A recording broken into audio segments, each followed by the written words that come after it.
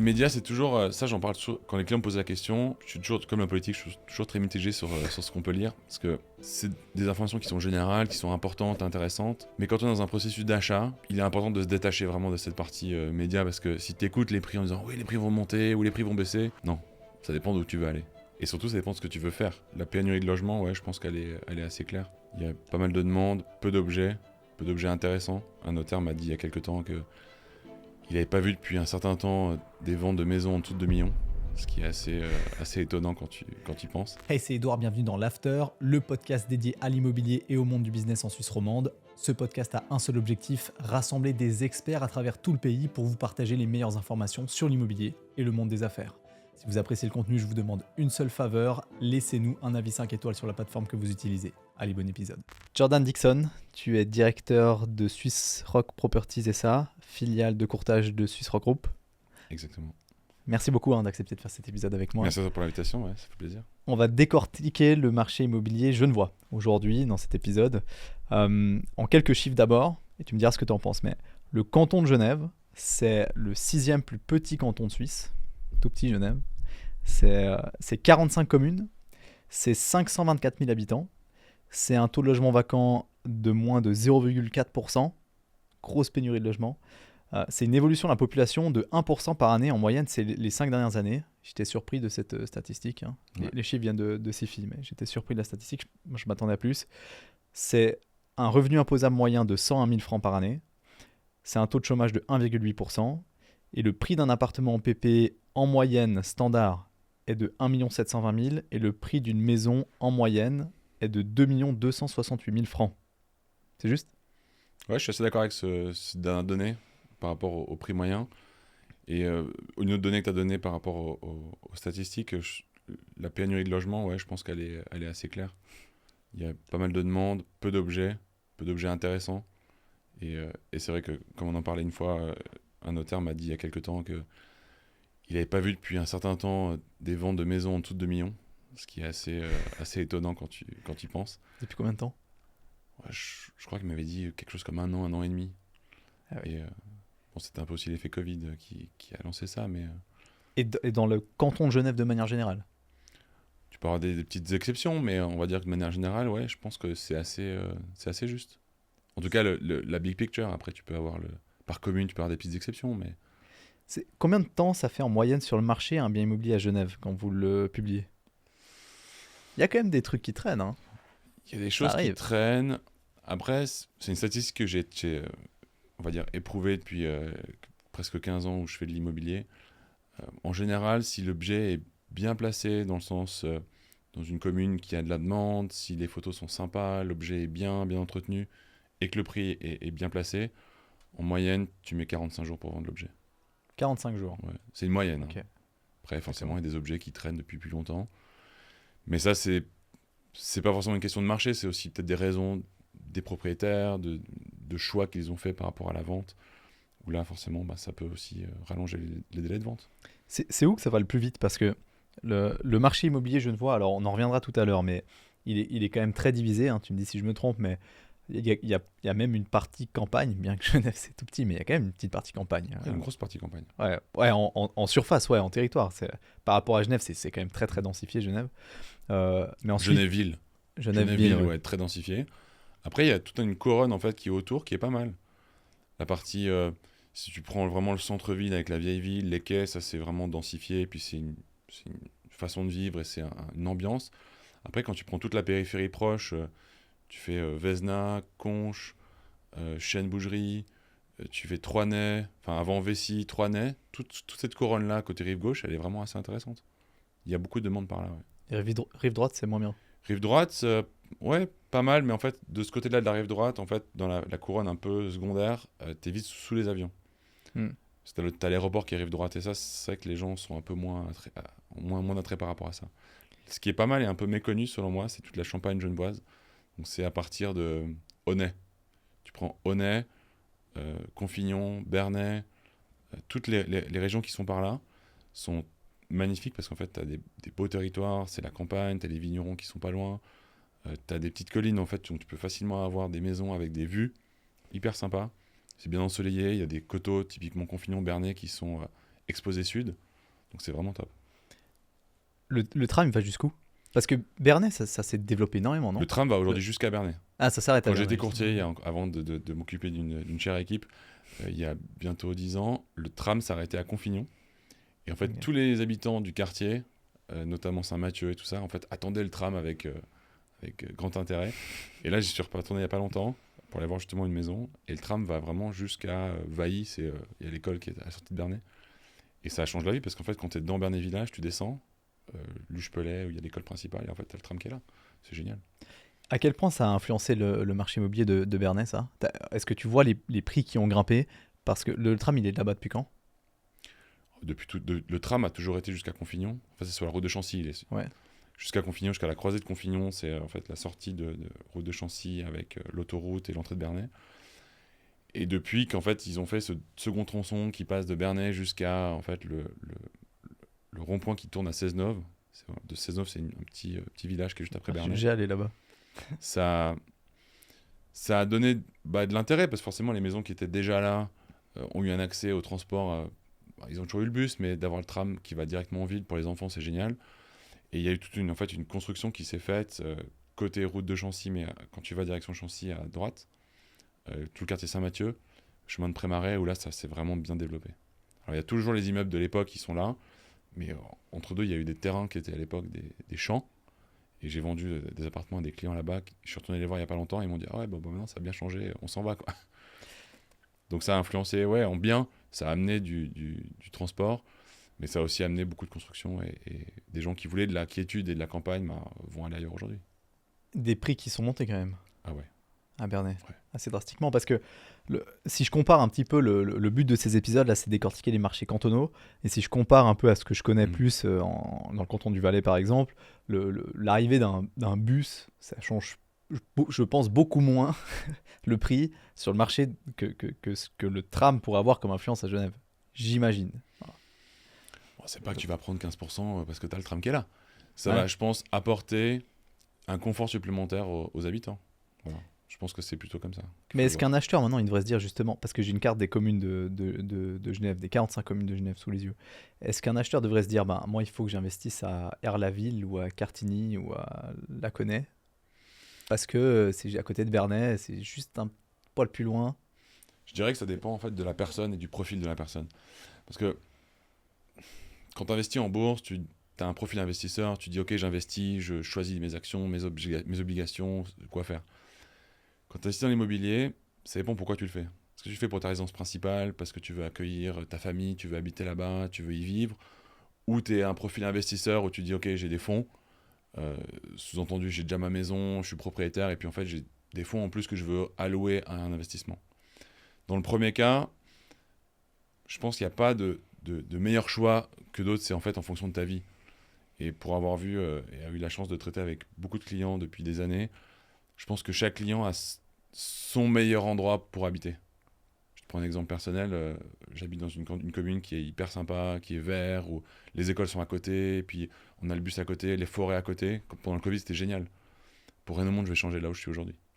Après, il y a peut-être d'autres clients qui vont travailler de l'autre côté de la rive, et puis qui vont se dire ah ouais, moi j'ai le bus à côté, j'ai le travail à côté, je veux pas faire trop de transport pour y aller, donc pour moi c'est vraiment le spot qui me plaît. Donc tous les clients vont vraiment avoir leurs propres critères qui font qu'ils vont choisir l'endroit. Mais tous les communes du canton ont un petit attrait, un petit plus. On est d'accord que les prix par mètre carré, c'est quoi la différence, je dirais, en fourchette entre la région la moins chère à Genève, parce que j'arrive pas à me rendre compte ce qui est le moins cher à Genève par rapport au reste de la Suisse, et puis le plus cher. Parce que le plus cher, on est d'accord, ça reste Colonie quand même. C'est pas un peu surcoté Colonie? Parce qu'il y a des régions à rive gauche qui sont vraiment qui sont je pense exceptionnelles. Que tu peux arriver à avoir des objets à Vesna, Collonges-Bellerive, Corsier, qui peuvent s'approcher de prix de Colonie. Colonie, c'est un peu un mythe, c'est une colline aux oiseaux avec des milliardaires, et c'est un peu quand tu parles de Colonie, on entend toujours parler de ça, tout le monde dit ça. Tout à fait. Après, je pense à des endroits qui sont Vesna, Collonges-Bellerive, qui sont peut-être paradoxalement un peu moins densifiés. Non pas que Coligny soit vraiment hyper densifié, mais quand tu regardes la colline de Colonie, tu vois quand même les 3-4 rues qui sont les principales sur le coteau, côté lac. où tu vois les maisons qui sont une à côté des autres. Donc facilement, tu as du vis-à-vis, tu as des voisins à côté. Mais beaucoup de personnes aiment beaucoup cette commune-là. Après, tu peux aller un peu plus loin, où Vesna, Collonges-Bellerive, tu as plus de verdure, c'est plus espacé. Je pense que tu peux avoir des prix qui sont assez importants là-bas. Notamment les pieds dans l'eau, parce qu'en fait, plus que Colonie, toutes les communes qui sont Vesna, Collonges-Bellerive, Corzier, Asnières, c'est vraiment elles qui ont les maisons pieds dans l'eau. Et c'est ça qui fait les gros prix de prix de vente. Mais il y a ça aussi de l'autre côté. Hein. Bellevue, Gentot, Versoix, mais comme on en parlait une fois, de l'autre côté, il y a vite l'autoroute d'une part, et l'aéroport. Et c'est vrai qu'il y a des communes, typiquement Versoix, qui sont hyper sympas parce qu'en fait elles sont assez bien desservies par le train, mais les avions passent vite au-dessus. Donc tu peux avoir aussi quand même des nuisances qui ne sont pas forcément souhaitées par les clients. Mais après, encore une fois, c'est en fonction de chaque client qui va se dire mais moi je veux pas du tout aller rive gauche, je veux rester rive droite, je suis bien vers toi. Mais il y a effectivement des belles ventes qu'on a pu voir à Bellevue, surtout Chambésy. Chambésy, c'est un gros intérêt.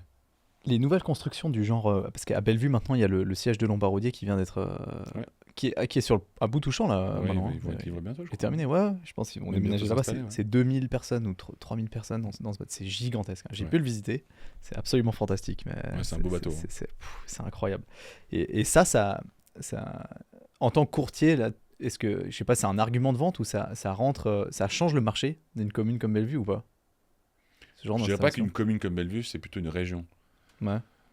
Depuis que ça a été annoncé, que ce groupe-là allait se mettre là sur la rive, quitter le centre et en fait et venir sur la rive droite, on a vu en fait des mouvements de collaborateurs de la société qui en fait en prévision du déménagement ont commencé à bouger.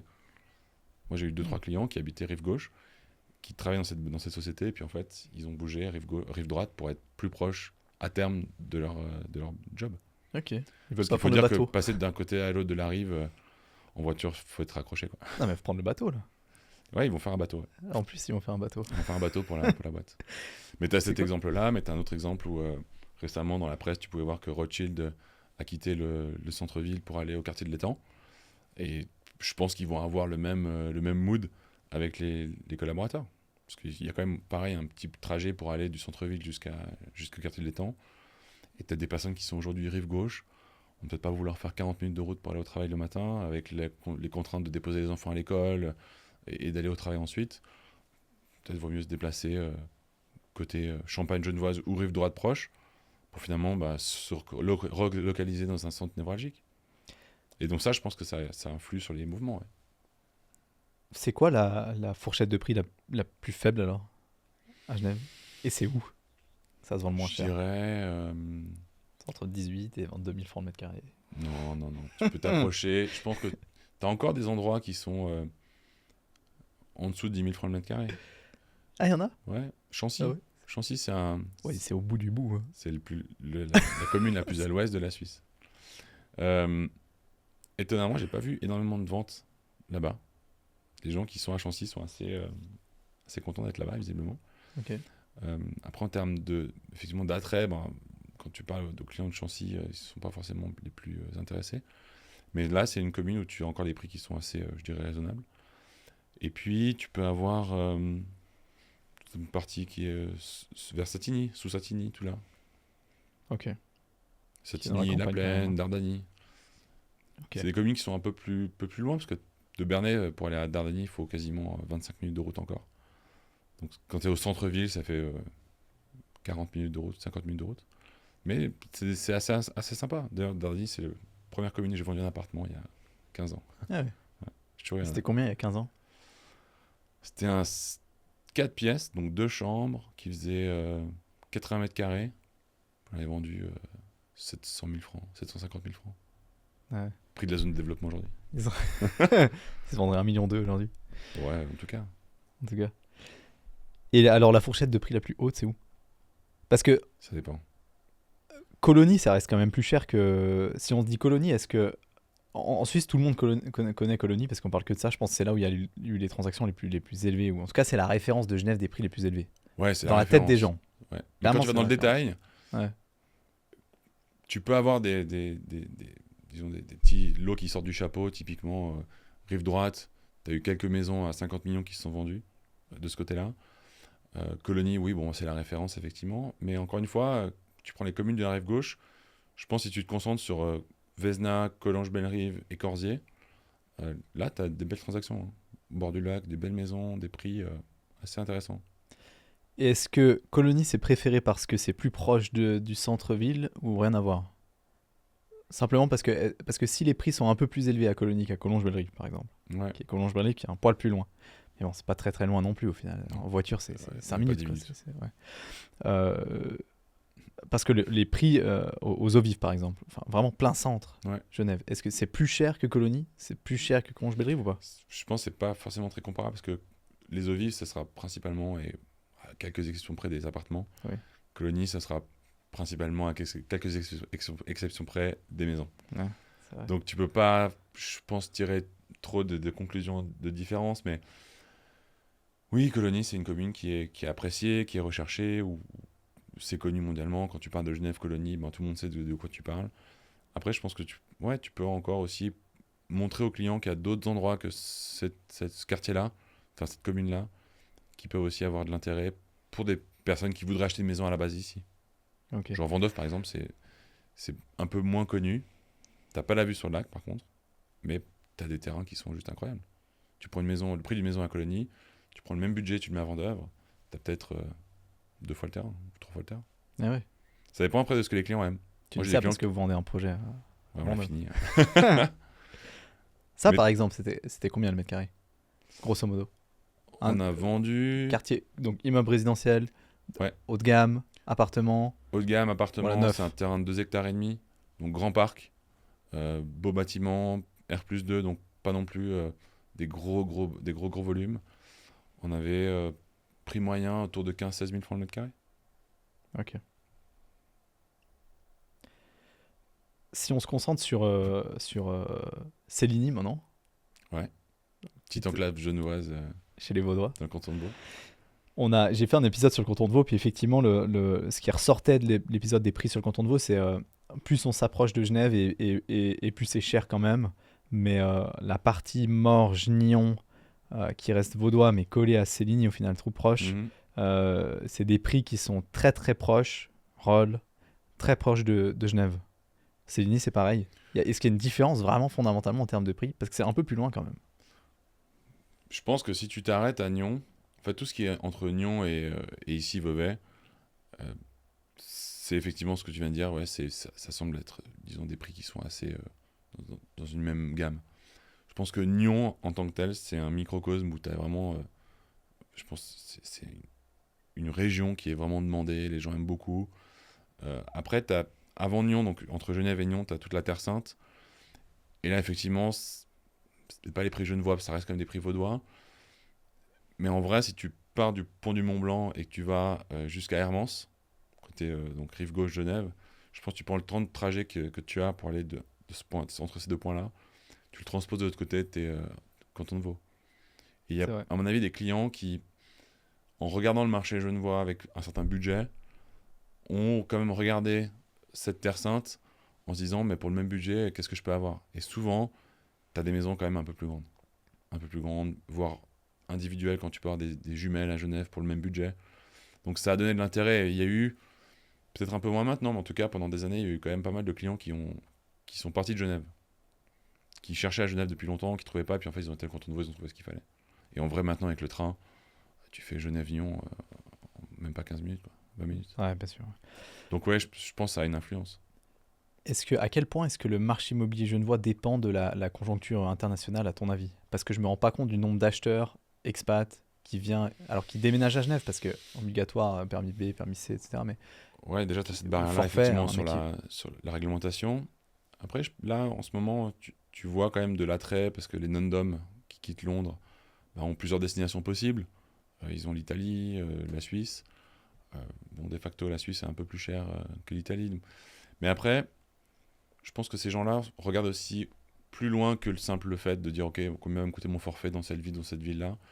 Ils vont regarder aussi un peu ce qui se passe autour et comment ils vont pouvoir vivre. Est-ce qu'ils vont pouvoir installer leur famille? Est-ce que les écoles sont bien? À Genève, on a l'école Int, on a des écoles internationales, Florimont, qui sont vraiment de bon standing, qui accueillent ces personnes-là.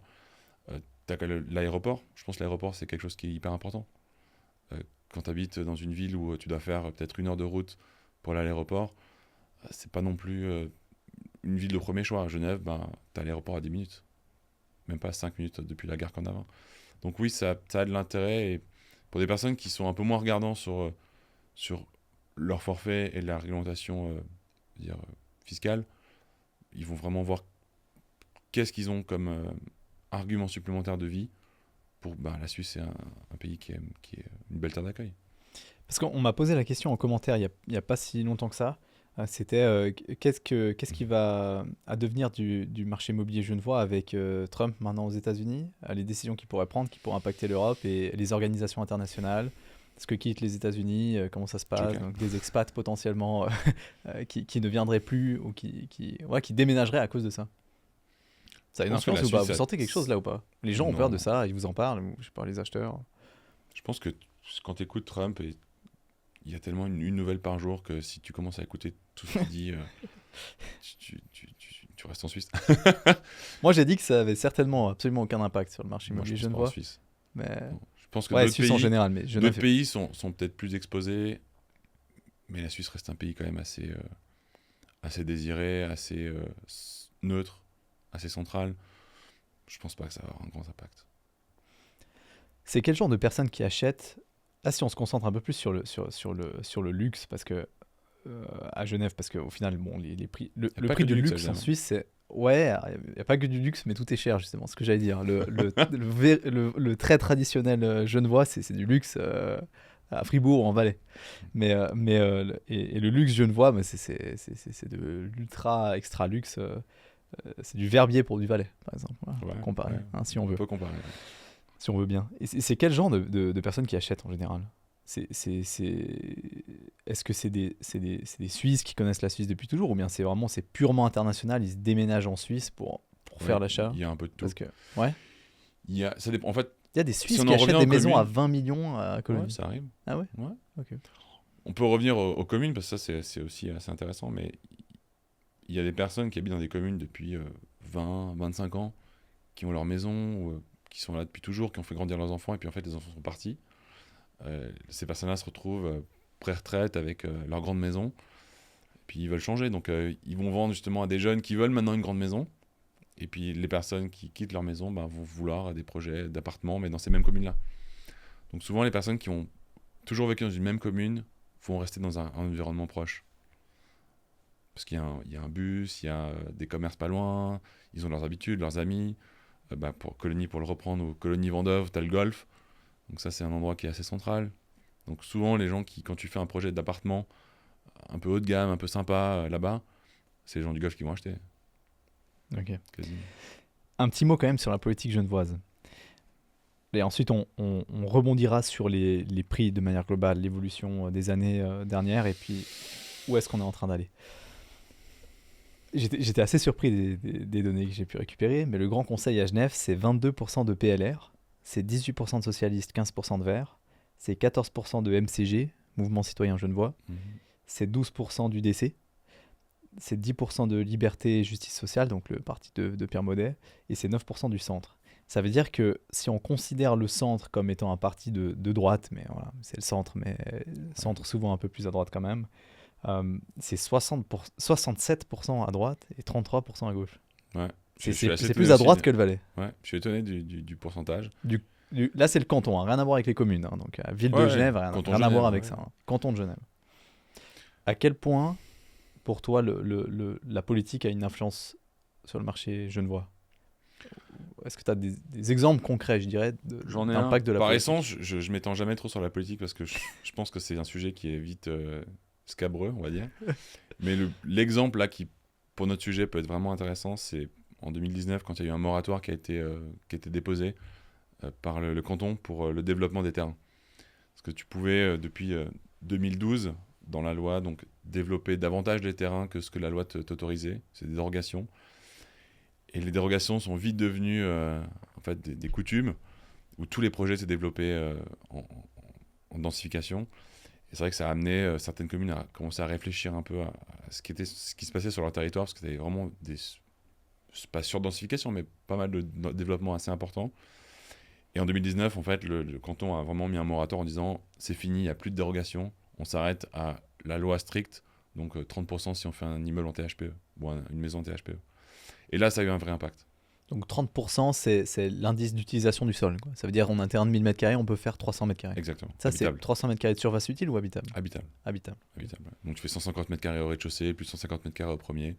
Okay. Le sous-sol, ça compte pas, donc c'est vraiment 300 habitable.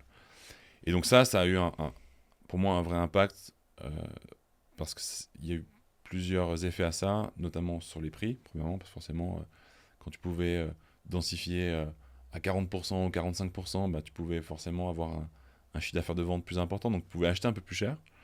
Donc là, il a fallu, surtout pour les professionnels immobiliers, de presque rééduquer les propriétaires à ce changement, l'expliquer pourquoi en fait ça a changé et pourquoi on ne pouvait plus acheter aussi cher qu'auparavant. Donc ça a eu un impact. C'est très délicat ça comme situation. Très délicat, ouais. Pour le courtage, ça doit être vraiment compliqué. Ça a été un peu le même exemple qu'il y a eu en 2012-2013, où à l'époque, en fait, c'était surtout dans le marché de l'existant.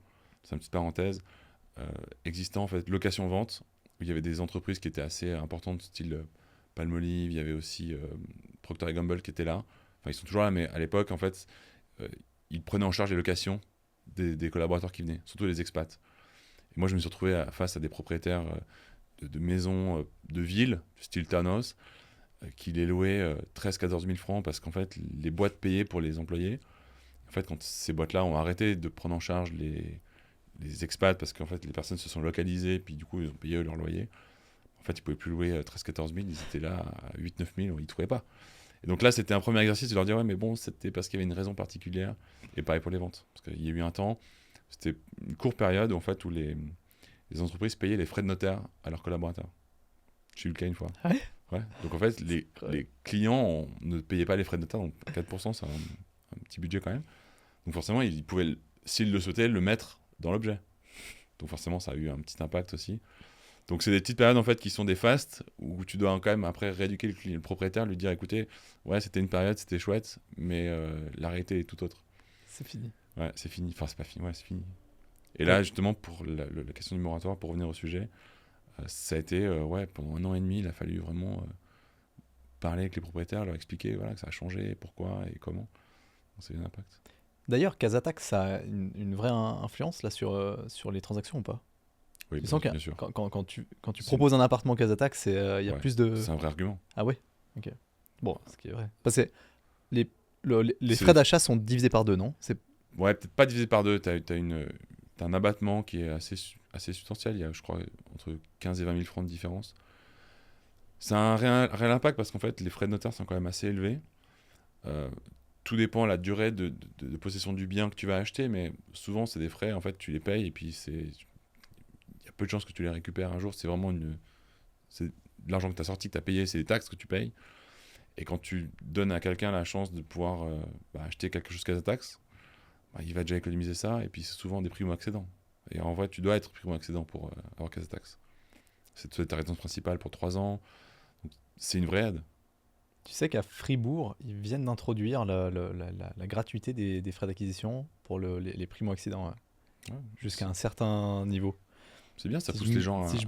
Je ne me trompe pas, je crois que c'est vraiment la gratuité. Ouais. C'est incroyable. Ouais. Non, c'est un bon avantage. Ouais. Puis chaque année, en fait, le seuil est réévalué.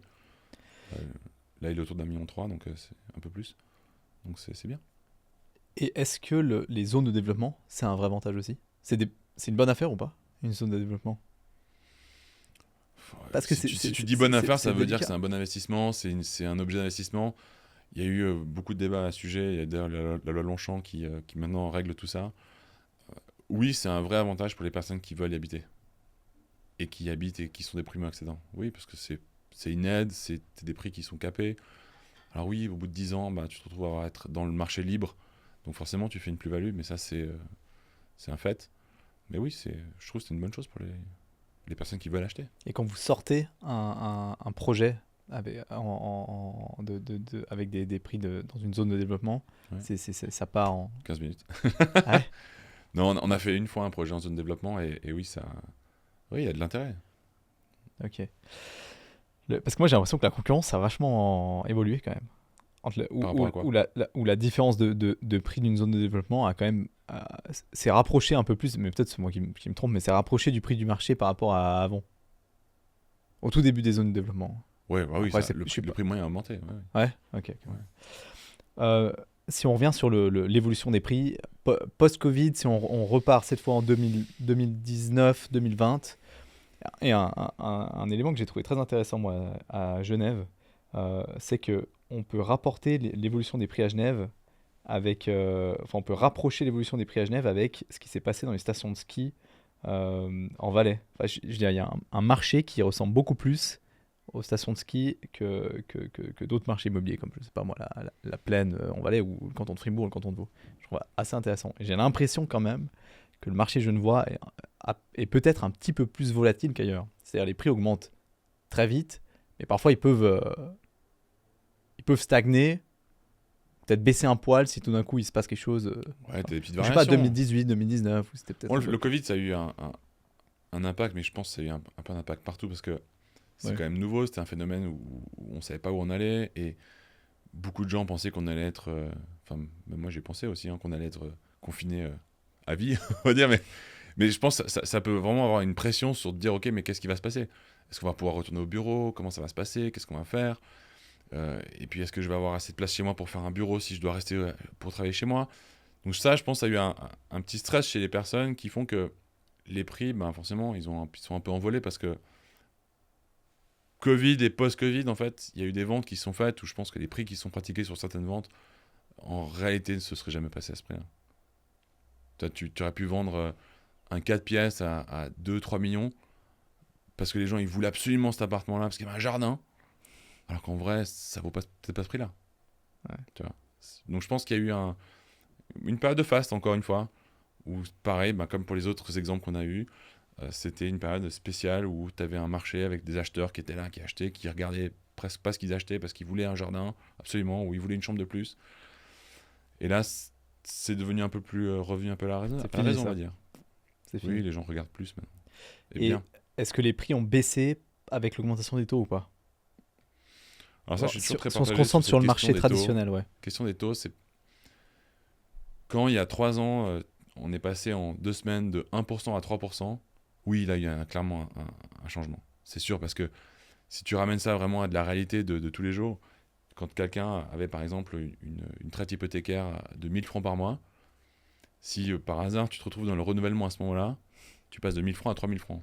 Alors, même si théoriquement la tenue des charges par rapport à ton revenu fait que tu peux le tenir, en réalité à la fin du mois quand tu dois sortir les 3000, c'est pas la même chose. Ça te change vraiment ta vie. Aujourd'hui, quand tu es entre 1,28, 1,35, 1,38, 1,22, je reste convaincu que si c'est dans le cadre d'une résidence, ça n'a pas un grand impact, selon moi. Et ça ne doit pas être un grand impact. Parce qu'aujourd'hui, quand tu achètes une maison, principalement pour du résidentiel, parce que notre activité, elle est vraiment principalement basée sur le résidentiel, où on va traiter avec des clients qui vont acheter les maisons pour y habiter et qui vont rester là, j'espère, pour le plus longtemps possible. Et quand tu es dans cette réflexion-là, tu vas l'acheter maintenant, mais si tu la gardes 10 ans, c'est pas de 1,22, 1,25, 1,28 qui va vraiment changer quelque chose. Tu achètes une maison aujourd'hui, tu la gardes 10 ans, et de toute façon, dans 10 ans, de toute façon, si tu regardes le marché genevois depuis 15, 20 ans, même s'il y a eu des petites descentes ou des stagnations, globalement, la courbe, elle est montante. Donc, et en moyenne, c'est 8% par an, Genève. Ouais, c'est un de prise de valeur. Ouais. C'est le canton qui a la courbe la plus agressive de Suisse. C'est pour ça qu'un client la semaine dernière me disait ah ouais, bon, cette maison m'intéresse, mais est-ce que j'achète pas trop cher? On pense qu'on achète toujours trop cher et puis on pense qu'on vend jamais assez cher. Mais ça, c'est de tout temps et ça sera de tout temps. Mais ce que je lui ai répondu, c'est que la maison, il souhaite l'acheter aujourd'hui pour venir avec sa famille. Il va peut-être pas la vendre dans 25 ans, mais il va en tout cas la garder 10 ans. La différence qu'il va peut-être prendre aujourd'hui pour l'avoir, ça sera dilué dans les années où il va la garder. Même les frais de notaire qu'il va payer maintenant, ils seront récupérés.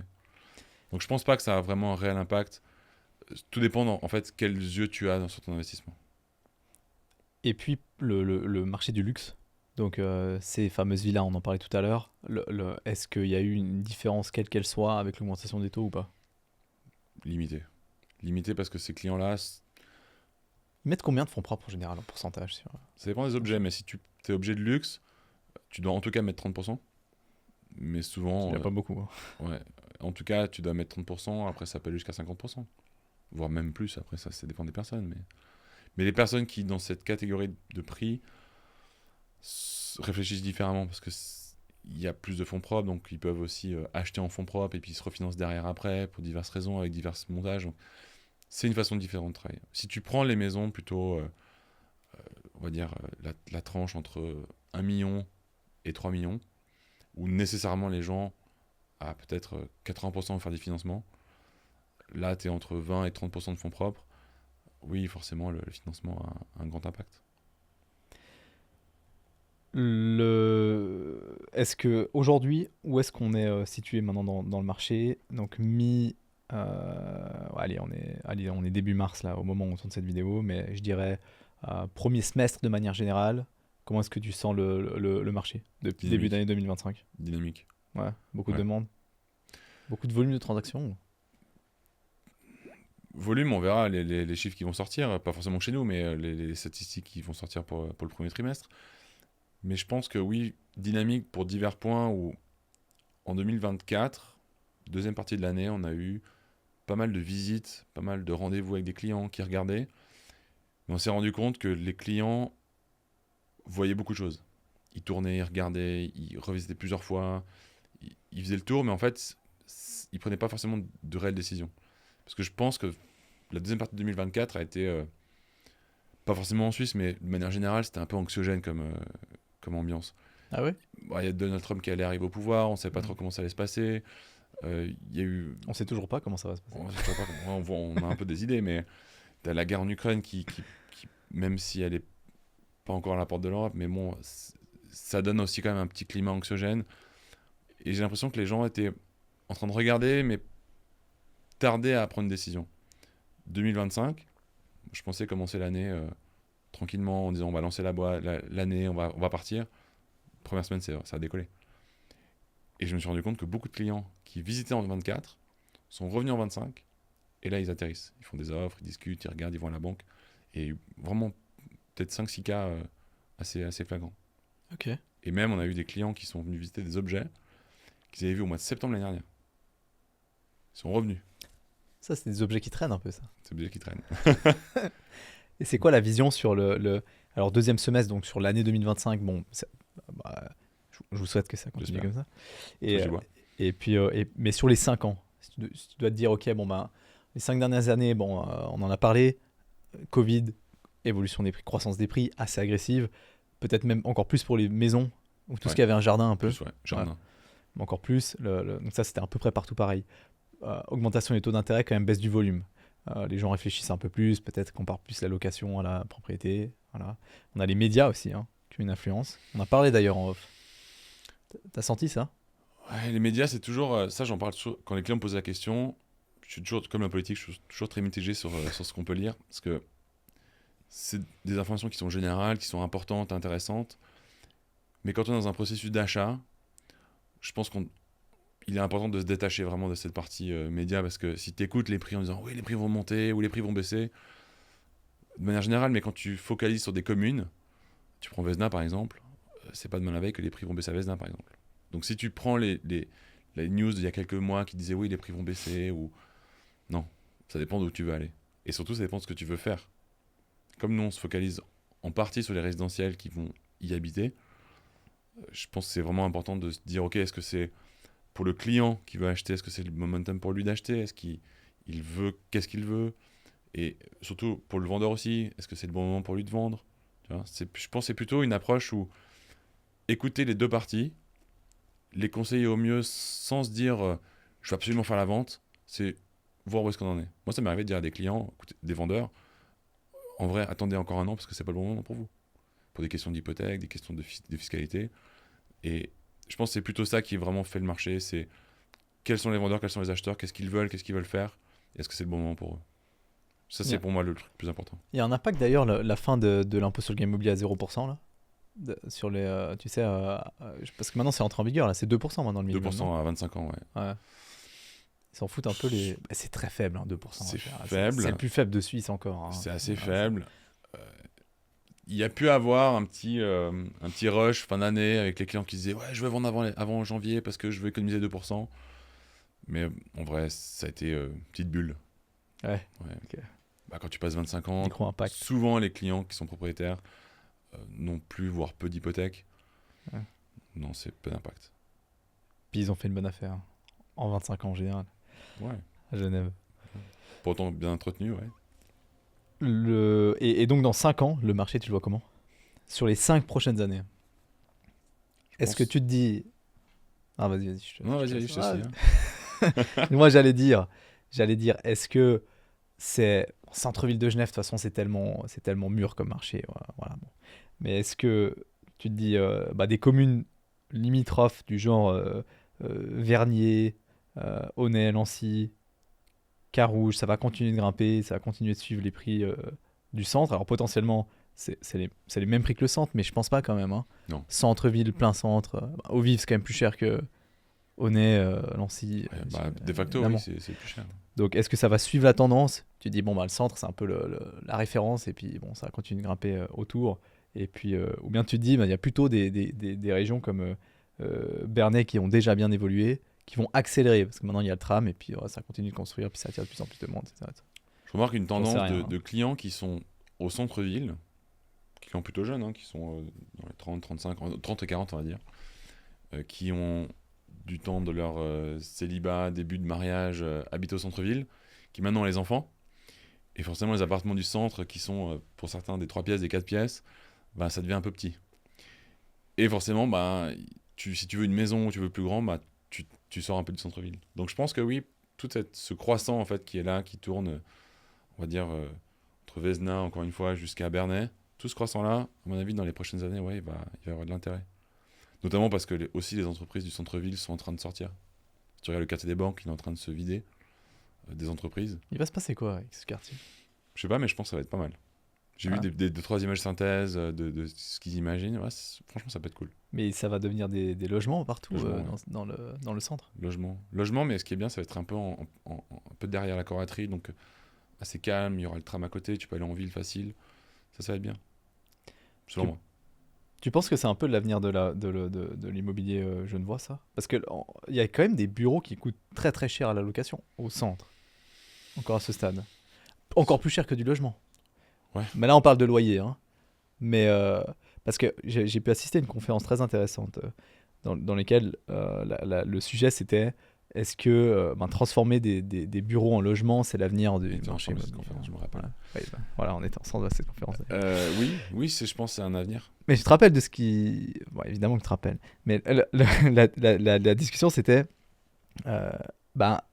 au centre-ville de Genève, aujourd'hui, en tout cas, ça n'a pas d'intérêt de transformer des bureaux en logement parce que le bureau est loué plus cher que le logement. Donc, ça veut dire qu'on payerait pour transformer le bureau en logement pour après obtenir un loyer plus faible, même bien qu'on soit hors LDTR. Hein. Encore faut-il louer le bureau, mais ça, c'est notre débat. Voilà, oui, alors ça c'est peut-être un autre débat. Il disait, tout ce qui est autour, par contre, ça vaut la peine. Donc, si on va sur Grand Saconnet, Bellevue, si on a des bureaux là-bas, parce qu'il y en a quand même beaucoup moins, si on a des bureaux là-bas en périphérie, du centre-centre, là, ça vaut la peine. Parce que le logement est plus cher que le bureau. Je suis totalement d'accord avec toi. Je trouve que ça vaut la peine, c'est intéressant parce que c'est paradoxal ce que je vais te dire, mais quand tu fais de l'immobilier, tu es toujours là à vouloir faire plus, développer. Mais je pense qu'il y a d'autres alternatives que de vouloir prendre un terrain, démolir la maison, refaire un nouveau développement. Je pense que tu peux réfléchir différemment tout en faisant du développement. Et typiquement, cette thématique de prendre des bureaux, de les tourner en appartement, c'est un moyen, entre guillemets, de recycler un peu des bureaux qui seraient inutilisés.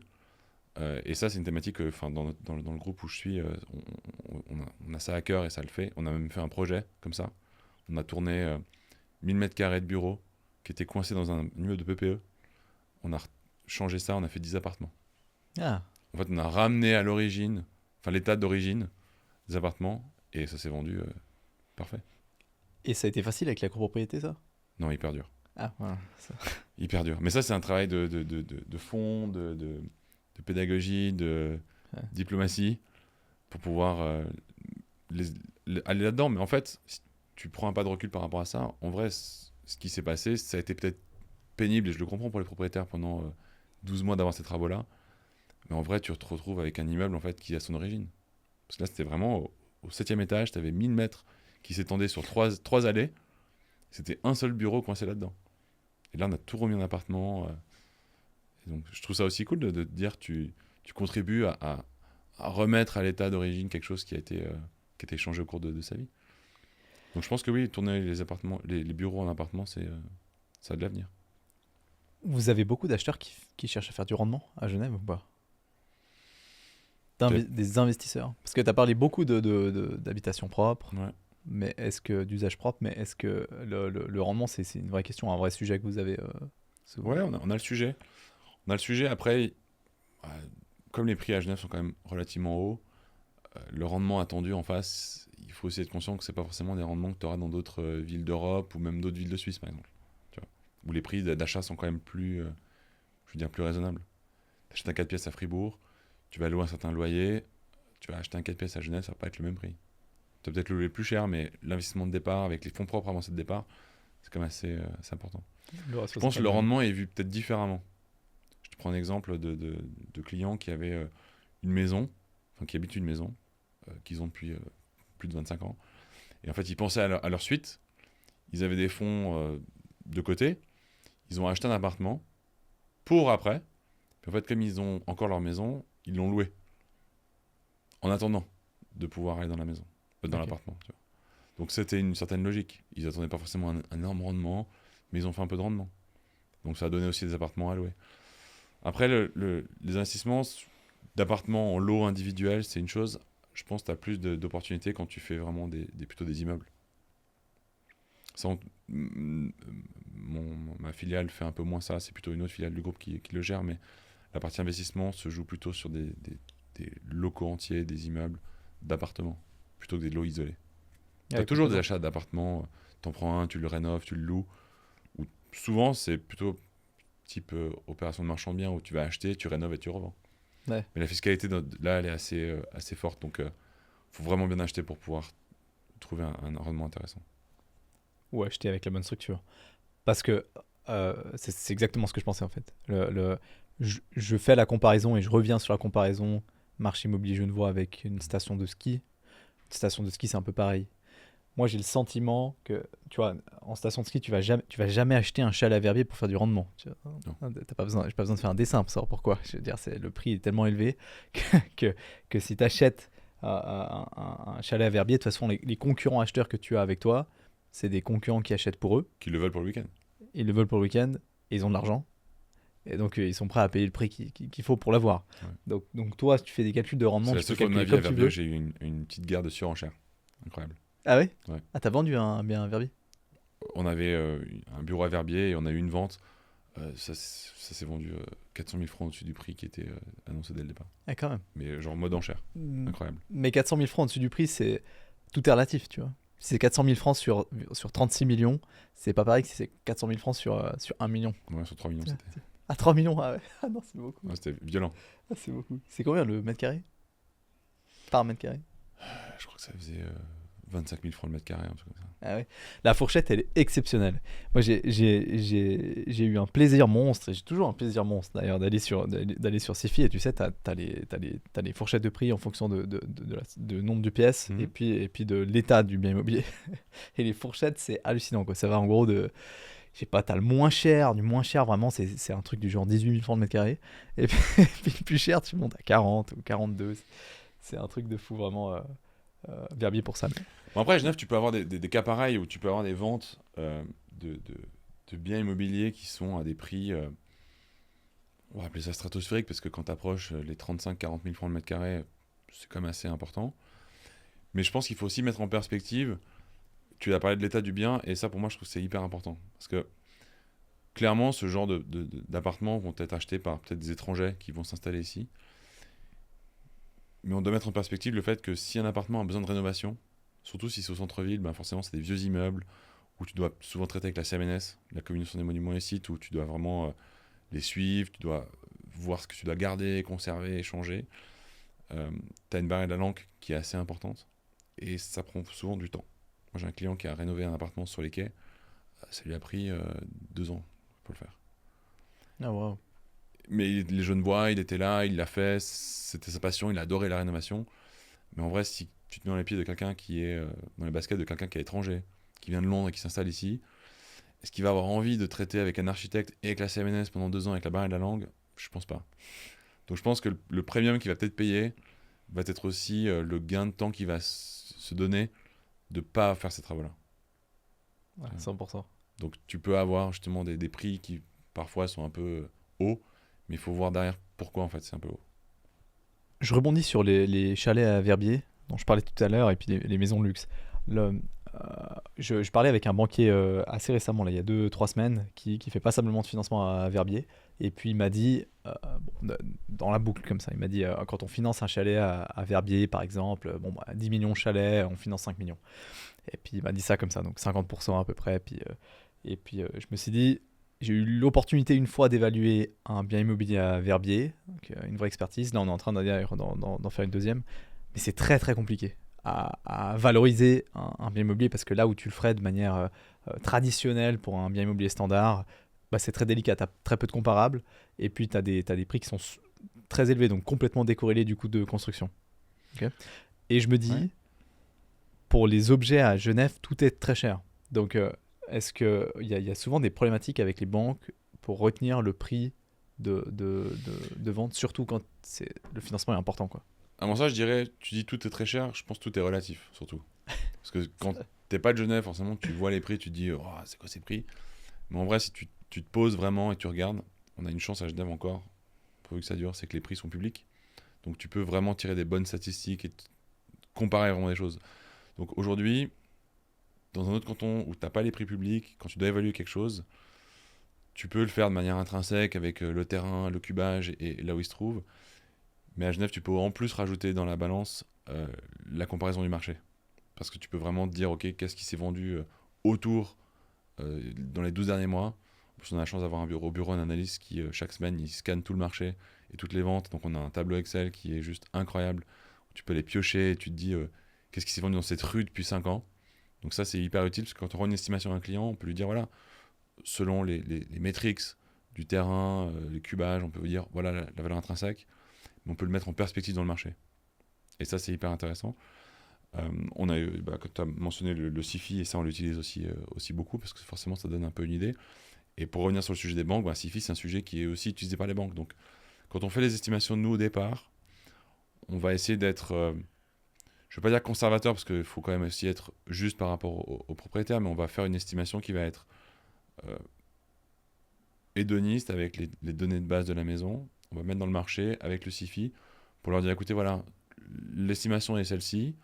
On peut essayer de la mettre sur le marché peut-être un petit peu plus haut parce que voilà, il y a des arguments qui font que ça va être intéressant, il y aura de l'attrait. Mais gardez en tête, et ça on le dit toujours, qu'il y a la banque vers qui on doit passer. Alors les objets à 5, 10, 15, 20, c'est un autre débat, mais quand tu es entre, je disais comme je disais tout à l'heure, entre 1 et 3, 4, voire 5, tu as nécessairement besoin d'une banque. Tu as plus souvent besoin d'une banque que pas de banque. Donc tu dois passer par l'estimation, tu dois donner le dossier à la banque. C'est un peu le coup de marteau qui va te dire est-ce que tu peux y aller ou pas, est-ce que je le retiens à la valeur ou pas. Et on essaie en amont à l'estimation d'être raccord avec ça pour pas avoir de surprise. Mais ça, vraiment, c'est un sujet. Et l'autre chose que tu peux mettre en perspective, c'est l'état des objets immobiliers. Si tu as une maison qui est complètement à rénover, on peut avoir une estimation aujourd'hui, on peut avoir une banque qui va retenir un prix. Mais là où on essaie d'aller un peu plus loin avec les clients, c'est si tu dois rénover la maison, c'est qu'est-ce qu'on va faire comme rénovation et combien ça va coûter. De manière objective et sans forcément aller dans les extravagances, mais des choses qui doivent être faites. Et souvent, on peut essayer de voir avec les banques pour ajouter le prix de la rénovation au prix éventuel d'achat, pour voir si la banque retient la valeur de la maison finie, pour d'autant plus rassurer l'acheteur en disant, écoutez, voilà, vous achetez un bien à un prix, certes, il y a des travaux à faire, mais quand vous l'aurez acheté et rénové, vous serez encore dans l'évaluation de la banque. Parce qu'aujourd'hui, c'est un peu ça le nerf de la guerre. Ouais, le nerf de la guerre. Parce que ça vous arrive souvent d'avoir le problème avec le financement où la banque dit aucune banque retient le prix au final, le prix de vente. Pas souvent, mais ça arrive. Oui, ça arrive. Et c'est parce quoi, les clients comprennent et ils mettent un peu plus de fonds propres ou des fois ça fait bégayer un peu les... Ça dépend comment tu vois les choses, mais je pense qu'il faut déjà d'être transparent avec tout le monde. Et en fait, quand on a un prix de vente, même si un acheteur a fait une offre en disant je veux acheter, j'adore cet endroit, c'est là où je suis bien. Et puis en fait, on contente l'acheteur et le vendeur. S'il y a une banque, bah forcément, on doit dire à tout le monde ce qu'il en est. Ouais. Et par essence, on est transparent et objectif et tu dois le dire à l'acheteur comme au vendeur. Après, c'est un accord que tu trouves. Est-ce que le vendeur va en premier comprendre que peut-être il vend son bien au-delà du prix du marché, enfin du prix de la banque en tout cas, pas du marché mais de l'estimation bancaire. Est-ce que l'acheteur est conscient que la banque va s'arrêter à un certain point et tout ce qu'il va acheter au-dessus, c'est des fonds propres qu'il va mettre. Ouais. Des fois, tu as des clients acheteurs, quand ils ont ce cas de figure-là, pour l'avoir eu une fois, ils vont simplement ajouter tous les fonds propres qu'ils vont devoir mettre. Puis ils vont faire le calcul inverse. Ils vont dire, OK, pour ce montant de fonds propres, si je divise par 30%, qu'est-ce que je peux acheter à la place?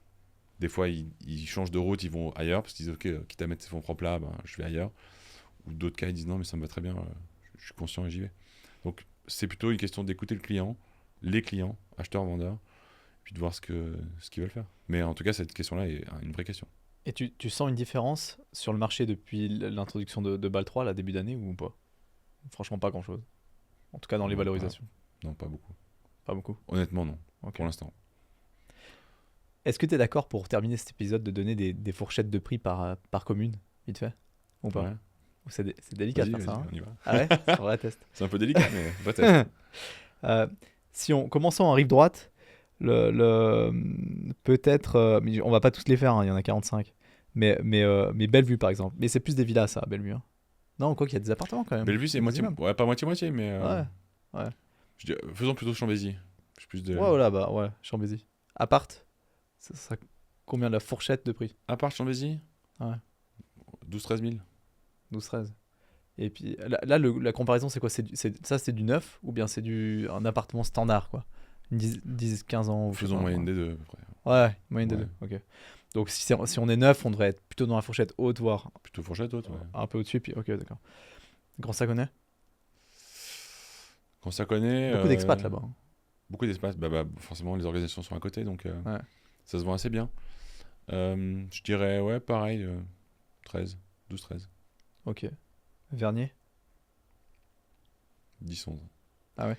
C'est Vernier, plus des maisons là-bas? Vernier, en fait, c'est un peu paradoxal parce qu'il y a une partie de Vernier qui est sous les avions. Ouais. Donc là, il y a moins d'intérêt, puis tu as plus de locations là-bas. Après, il y a toute une partie de Vernier qui est vers Aïr. C'est une petite presqu'île, en fait, qui est au bout de l'avenue d'Aïr. Et là, c'est principalement des maisons et l'endroit est vraiment top. C'est peu connu, toute la partie de Aïr, mais c'est commune de Vernier. Et là, c'est maisons un peu années 80 qui ont besoin de rénover. Mais les fois, on a eu des objets là-bas, c'est parfait, les gens, ils adorent. Ok. Ça, c'est vraiment, t'es ailleurs. Des maisons individuelles ou mitoyennes? Il y a pas mal de programmes mitoyennes là-bas aussi, non?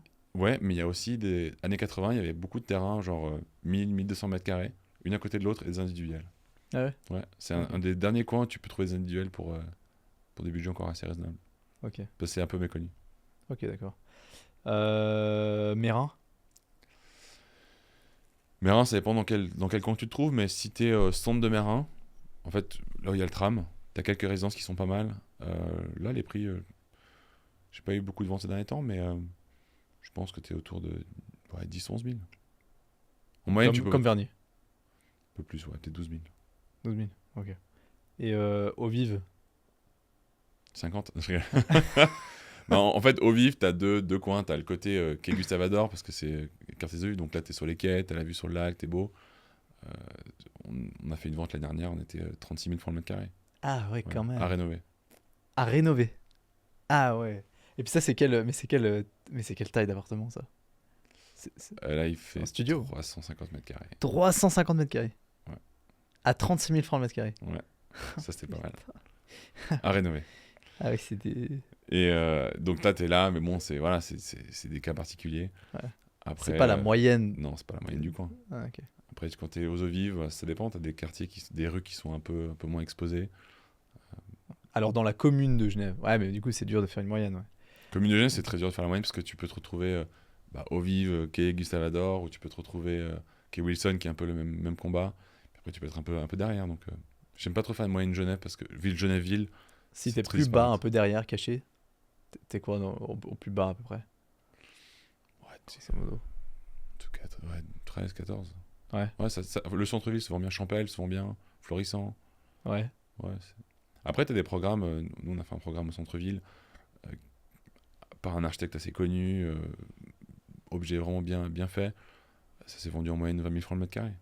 Ah ouais. Mais c'est des programmes un peu isolés. Ok. Le centre-ville, je trouve que tu peux pas tellement tirer de conclusions en disant c'est ce prix-là, c'est ce prix-là. C'est en fonction de ce que tu vas faire, je pense. Et Champel, c'est un peu plus cher que 13 000, non? Oui, Champel, ouais. Ouais. 14-15. 14-15, ok. Et Honnay? Honnay, Lancy. Tu me fais réviser les C'est juste classiques, à là. côté. Honnay, Lancy, C'est le ouais, même prix ou pas déjà? 10-12. Ouais. Ouais, ça... Ok. Honnay, Lancy, c'est des... J'ai travaillé là-bas dans ce secteur-là pendant longtemps et ça a bien monté parce que les acacias sont développés. Tout le secteur des acacias avec Pictet qui est arrivé il y a quelques années, UBS, donc beaucoup d'entreprises qui sont dans le secteur. Et forcément, comme on revenait au sujet de tout à l'heure, où les collaborateurs des sociétés préfèrent plutôt maintenant habiter pas loin du bureau, on va dire. Toute la partie Honnay, Lancy, Petit Lancy, ça s'est bien développé ces dernières années. Forcément, les prix ont monté. Ok. Et c'est à peu près pareil. Honnay, Lancy, c'est à peu près le... Ok. Et si on va sur Bernay, ça a beaucoup monté là. Et là, il y a plus d'appartements, de maisons. Il y a les deux là-bas, non? Bernay, historiquement, c'était plutôt des maisons. Après, tu as le centre de Bernay, c'est beaucoup d'appartements. Ouais. Toute la partie là. Après, tout vers le signal de Bernay, donc c'est la partie un peu plus colline. C'est toute une colline qui est magnifique à Bernay. Là, c'est quasiment que des maisons. Ouais, les prix se tiennent assez bien là-bas. Ouais. Même si t'es un peu plus loin, t'es proche des prix de tout ce qui est Lancy. Ah ouais? Ouais. Ok. Voire même un peu plus. Et Confignon, Plan-les-Ouates. Plan-les-Ouates, c'est un peu plus industriel là-bas. Hein. Plan-les-Ouates, ouais, mais ça commence à avoir vraiment de l'attrait. Beaucoup d'entreprises, nous en plus, là, on a bougé les bureaux à Plan-les-Ouates il n'y a pas longtemps. Ça se développe beaucoup en termes d'industrie, en termes de vie active. Et il y a toute une partie de Plan-les-Ouates qui est tout le chemin de la Butte. En fait, c'est la colline vraiment en face du centre, qui fait face aux industries, où là, tu es au soleil, tu es bien placé, et il y a toujours beaucoup d'intérêt là-bas. Ah ouais? Ouais. C'est des prix qui sont dans quel... Ouais, je pense en moyenne, ouais, 10-12 000. 12 000. 12 000. Ouais. Ok. C'est tout pareil en fait, Genève. Tout ce croissant-là, je pense que c'est un peu... Ça se tient en fait. C'est cher partout. Je dirais que ça se tient, ouais. Vessi, c'est un petit... c'est une petite goutte où là, ça peut des fois être un peu plus cher. Moi, j'ai eu vendu 14-15 000 à Vessi. Ok, d'accord. Vessi, c'est dans quelle commune? Vessi, c'est commune de Verrier. C'est juste au-dessus du rondeau de Carouge. Au-dessus de Carouge. Ok. Ouais, d'accord. Et Chêne-Bougerie? Là, rive gauche, là, c'est plus cher, là. Ah ouais, là, ça monte, là. Ça monte. Et Chêne-Bougerie, c'est pas mal d'appartements, quand même. Chêne-Bougerie, ouais, t'as Chêne-Bougerie qui est plutôt proche centre-ville de ses apparts. Après, t'as des coins, style autour des Grangettes, où c'est Chêne-Bougerie, mais là, c'est des petites rues de maisons qui sont hyper intéressants, hyper sympas, assez cachées de la rue, donc ça, c'est cool. Et puis après, t'as Conches. Conches, là, bon, c'est principalement des maisons, mais c'est aussi des apparts. Et puis là, les prix, bon, c'est autre. Et là, dans les appartements, on est autour des 15. Ouais. On monte facilement. On commence à être là dans ces eaux-là, ouais. Comme 15, Colonie. 17. Non, Colonie, c'est plus cher encore. Colonie, ouais, on a vu des appartements à Colonie Vendôme, Ouais. 19, 20, 23. Ouais, ben Vendôme, vous faites vos développements, tu m'as dit 16. 16. Mais c'est moins, 19. c'est pas un projet haut de gamme, ultra luxe. C'est moyenne gamme, supérieure, des belles finitions. Donc là, on était plus dans les 16, ouais, 15, 16. C'est mieux Chêne-Bourg ou Chêne-Bougerie? C'est quoi la différence? Chêne-Bourg, c'est plus résidentiel, ville, on va dire, immeuble. Il y a quelques villas à Chêne-Bourg. Par contre, Chêne-Bougerie, c'est déjà plus proche du centre. Parce qu'en fait, tu as Chêne-Bougerie, Chêne-Bourg, Tonnet. Ouais. Chêne-Bougerie, c'est plus centre-ville, connecté au centre-ville, on va dire, et plus de villas. Ok, d'accord. Et puis, donc Chêne-Bourg, c'est moins cher que Chêne-Bougerie? Ouais, je dirais oui. Un peu quand même. Et Tonnet, c'est moins cher, clairement. Tonnet, ouais. Ok. Après, Tonnet, tu peux avoir des petites exceptions, comme dans les genevoiseries. Tonnet, tu peux être du côté de Villette, le petit village de Villette. En fait, le territoire est coupé en deux. C'est un village qui est magnifique, tu as des belles maisons, c'est top, 2-3 immeubles hyper cool. La moitié du village est sur la commune de Tonnet, et l'autre moitié est sur la commune de Chêne-Bougerie. Ok. Donc, si tu es côté Tonnet, en fait, si tu tires les statistiques, tu es dans les prix au mètre carré de Tonnet, mais en vrai, c'est Villette. Donc, il y a des rajustements des fois à faire, où tu tu peux vendre du tonnet à des prix qui sont plus chaîne bougerie, on va dire, pour cette spécificité-là. Ok. Mais oui, de manière générale, en moyenne, sur la rive gauche, tonnet est un peu moins cher. D'accord. Et puis dernière commune, je dirais Collonges-Bellerive. Ça, c'est qui est une grande commune. Hein. Ouais, elle couvre Vesna, Collonges-Bellerive. Écoute, ça se vend bien Corsier, là-bas. Corsier, c'est une commune à elle-même. côté, ouais. Je dirais que, bon, on en dit une dernière commune, mais si tu prends Vesna, Collonges-Bellerive, Corsier, ces trois-là, tu peux les mettre un peu dans la même moyenne. Ok. Ouais, t'es 15, 16, 17, tu peux avoir. Ok. L'avantage là-bas, c'est que dans ces endroits-là, dans ces trois communes-là, quand tu as des appartements qui sont construits, tu as souvent des belles vues. Ouais. Parce qu'en fait, comme c'est un territoire qui est pas majoritairement, mais en grande partie sur de la pente, sur tout le côté lac, forcément, quand tu montes et que tu fais des immeubles, pas en zone rive du lac, mais un peu derrière, tu peux vite avoir une belle vue. Moi, je trouve la capite, tout ça, c'est sympa. Ouais, je trouve impressionnant la différence de prix qu'il y a entre les différents, même entre les différentes maisons. C'est-à-dire dans une même rue, dans ces régions-là, hein, rive gauche, il y a des maisons qui des fois se vendent, je sais pas, 15 millions et des maisons qui sont en vente 6 millions. Alors il faut peut-être rénover, le terrain il est peut-être un peu moins grand, mais il y a des différences de prix qui sont assez substantielles pour des produits quasiment similaires ou très proches les uns des autres. Ça dépend si tu tiens à la rue sans vraiment la rue et les ventes. Si tu prends le chemin du milieu, par exemple la Collonges-Bellerive, forcément les maisons de gauche elles sont pieds dans l'eau, les maisons de droite elles sont pas pieds dans l'eau. Donc la différence elle va changer. Ouais. Après tu peux avoir des exceptions où ça peut être une question de volume, de taille de maison, de prestations. Est-ce qu'il y aura une piscine, pas de piscine? J'ai rarement vu des spreads aussi importants entre dans une même rue. Ah d'accord. Okay. Le seul vraiment spread que j'ai vu, c'est quand c'est une partie du chemin qui est pied dans l'eau, l'autre qui est pas dans pied dans l'eau. Là, c'est obvious, c'est normal.